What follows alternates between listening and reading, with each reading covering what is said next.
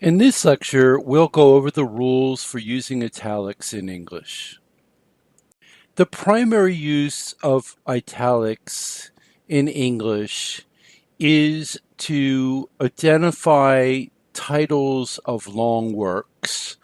Long works can be books, they can be magazines, they can be journals, they can be newspapers, they can be plays, they can be long poems. So prior to the computer, italics was something that only could be done by professional publishers. And when we were using a typewriter, we would underline the words or titles that we wanted to have italicized. And nowadays, with computers, we no longer need to do that. We can italicize the words ourselves. The only time when we would not be able to italicize words is if we are writing by hand. So when you write by hand, you still want to underline the words that you mean to italicize. But for the most part, if you're composing on a computer, you're able to italicize. So again, titles of long works. For example, Dante's poem Inferno. Dante's Inferno is one of my favorite long poems. Don't italicize the titles of major religious books, books of the Bible, or legal documents. For example, you would write the Bible without italics, the Quran without italics, Genesis, a book of the Bible without italics, the Declaration of Independence, a document that is not italicized. Another type of object that should be italicized are the names of ships, trains, aircraft, and spacecraft. For example, I plan a trip on the Norwegian Spirit next year. The name of the ship is Norwegian Spirit, so it is italicized. Don't, however, italicize the types of ships, trains, and aircraft. For example, Boeing 767 is not italicized. The Trident submarine is not italicized, but the name of the submarine would be italicized if it's given a name. A continuation of the rule of italicizing longer works also applies to the names of films, TV shows, albums, paintings, and sculptures. Think of film as a long work, just like you would of a novel or a newspaper. TV shows, think of TV shows like a magazine. A TV show is an entity that's composed of articles, or in the case of television, episodes.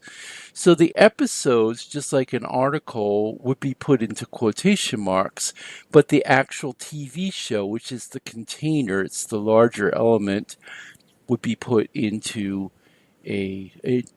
italics. The same thing with an album.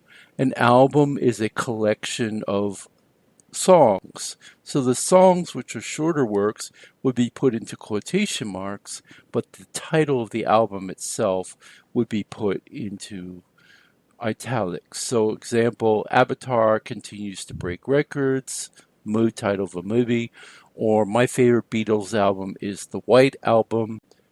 The White Album is the title of the album. In the lecture on capitalization rules, I pointed out that when we use the Latin names of the genus and species, that the genus is capitalized and the species is not capitalized. What I didn't point out is that the Latin names of a genus and species also are italicized. So you see, for example, here, the familiar Homo sapiens, which we talked about under capitalization, is also italicized.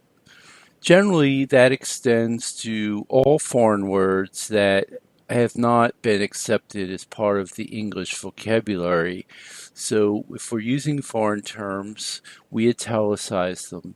One of my favorites is the classic longest word in German, Donaudampfschiff Schifffahrtsgesellschaft Kapitän has 42 letters, and if you're curious what it means, it's the Danube Steamship Company captain.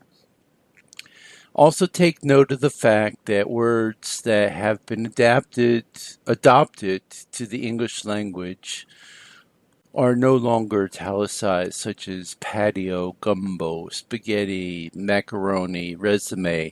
These are words that have been brought into the English language as common words, and so they're no longer italicized. Also note that the common abbreviated Latin terms that we use in English are not italicized, for example, etc., for example, that is.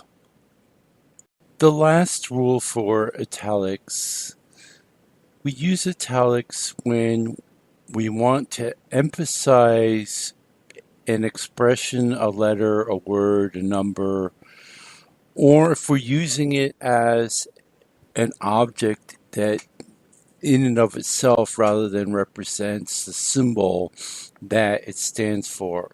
So, for example, if we're talking about a letter, we would italicize it.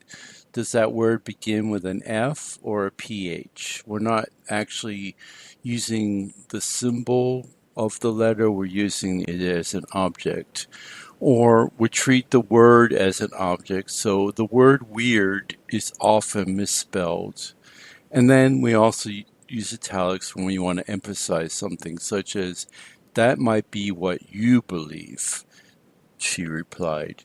We can do that in speech, but in writing, it's more difficult to do that, so we might use the italics to emphasize the fact that a speaker would be stressing that particular word.